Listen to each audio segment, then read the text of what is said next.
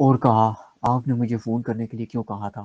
شاہد نے اس کی خوب تعریفیں کی، جنہیں سن کر کمل اپنے آپ کو اڑتا ہوا محسوس کرنے لگی۔ اس کی خوشی کا کوئی ٹھکانہ نہ تھا، اور عورت تو ہمیشہ سے یہی چاہتی ہے۔ پھر اسی طرح باتوں کا سلسلہ چل نکلا، اور روزانہ وہ دونوں آپس میں گھنٹوں گھنٹوں فون پر باتیں کرتے۔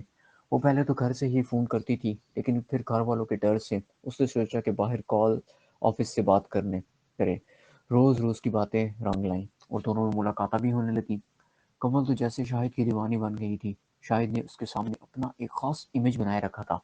وہ اس سے ہر بات بڑے احترام سے کرتا، اور دونوں میں ایک دوری بنائے رکھتا، اور گھر والوں کی عزت کرنے کو کہتا۔ غرض یہ کہ اس کی صورت کے ساتھ کمل اس کی سیرت کی بھی پرستار ہو گئی تھی۔ گھر والوں نے نوٹ کیا کہ کمل بہت زیادہ گھر سے باہر رہتی ہے، اور کچھ بتاتی بھی نہیں، مگر یہ قربت اور تعلق چھپنے والا نہ تھا۔ جب خالہ کو اس بات کا پتہ چلا تو انہوں نے اپنی بہن یعنی کمل کی امی کو فون کیا اور کہا طلحہ کو بھیجو کہ بہن کو آ کر لے جائے، اور ساری صورتحال بتا دی۔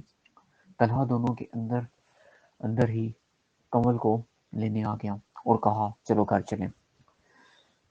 کمل ابھی جانے کو تیار نہ تھی۔ کمل گھبرا گئی، اسے سمجھ نہ آیا کہ کیا بہانہ کرے کہ کم از کم شاہد کو وہ جانے کی اطلاع تو دے دے۔ بہرحال اس نے بہانہ سوچ گیا اور بولی، یہاں میری بہت سی سہیلیاں بن گئی ہیں، میں صرف اپنی سہیلیاں جو میری قریب ہی ہیں میں انہیں خدا حافظ کہہ کر آتی ہوں اور ملاقات کر لوں، پھر چلتے ہیں۔ اس طرح وہ شاہد کے پاس بہانہ کر کے گئی اور کہا، میرا بھائی آیا ہے، مجھے آج ہی جانا ہے، میرا ایڈریس لے لو اور کراچی میں اس ایڈریس پر جلدی ہی مجھ سے ملنا۔ کمل شام تک اپنے بھائی طلحہ کے ساتھ واپس گھر آ گئی۔ گھر والے بہت خوش ہوئے کہ تم تو وہیں کی ہو گئی تھی، گھومنے گئی تو 2 ماہ بعد واپس آ رہی ہو۔ وہ بھی جب بھائی لینے گیا، تمہیں ہماری یاد نہیں آئی؟ اس کی چھوٹی بہن نے کہا۔ وہ مسکرانے لگی، ہاں نہیں، بس ذرا وہاں کی آب و ہوا اچھی لگی تو دل لگ گیا میرا۔ گھر والوں نے اس سے اور کوئی بات نہ کی، حالانکہ وہ تمام ترسول جانتے تھے۔ یوں ہی 15 دن گزر گئے۔ وہ بے تبانہ شاہد کا انتظار کر رہی تھی۔ 15 دن کے بعد اچانک ایک بچہ گھر آیا اور ایک خط اس کے ہاتھ میں تھما گیا۔